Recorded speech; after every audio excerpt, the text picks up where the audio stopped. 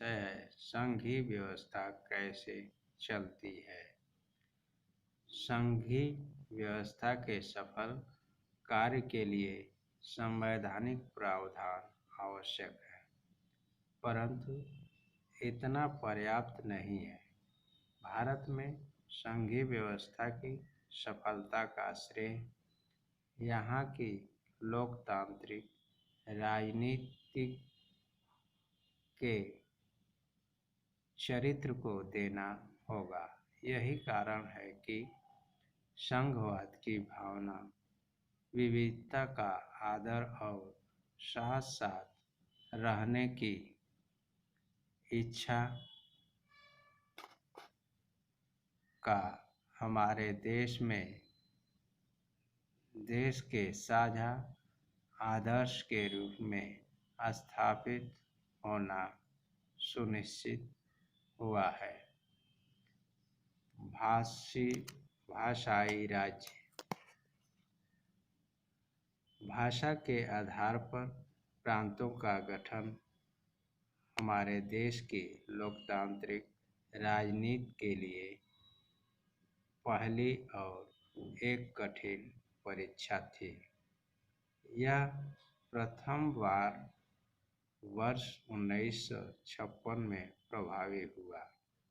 स्वतंत्रता के पश्चात भारत में नए राज्यों को बनाने के लिए कई पुराने राज्यों की सीमाएं बदली गई। ऐसा इसलिए किया गया ताकि एक भाषा को बोलने वाले व्यक्ति एक राज्य में ही रहे। कुछ राज्यों का गठन भाषा के आधार पर नहीं बल्कि संस्कृति, भूगोल अथवा जातीयताओं के आधार पर किया गया। ऐसे राज्यों में नागालैंड, उत्तराखंड और झारखंड जैसे राज्य शामिल हैं। भाषा के आधार पर जब प्रांतों के गठन की मांग उठने लगी तो नेताओं को भय था कि इससे कहीं देश की एकता एवं अखंडता न टूट जाए। परंतु कुछ समय पश्चात उनका यह भय गलत सिद्ध हुआ, क्योंकि भाषावार राज्य बनने से देश अधिक एकीकृत और मजबूत हुआ, जिसके परिणाम स्वरूप प्रशासन पहले की अपेक्षा कहीं अधिक सुविधाजनक हो गया।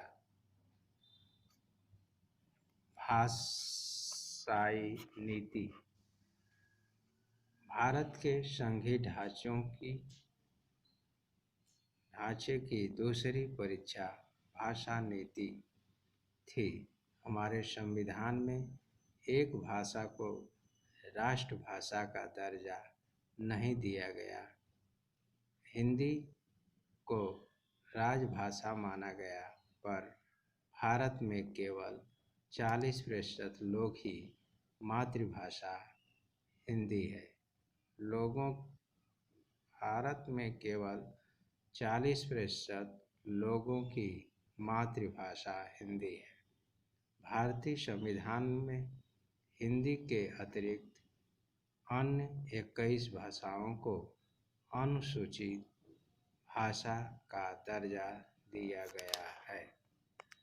केंद्र सरकार के किसी पद का उम्मीदवार इनमें से किसी भी भाषा में परीक्षा दे सकता है। राज्यों की भी अपनी भाषाएं होती है तथा इनका अधिकांश कार्य अपनी भाषा में ही होता है। वर्ष 1965 में अंग्रेजी भाषा का प्रयोग सरकारी कार्य के लिए बंद कर दिया गया था।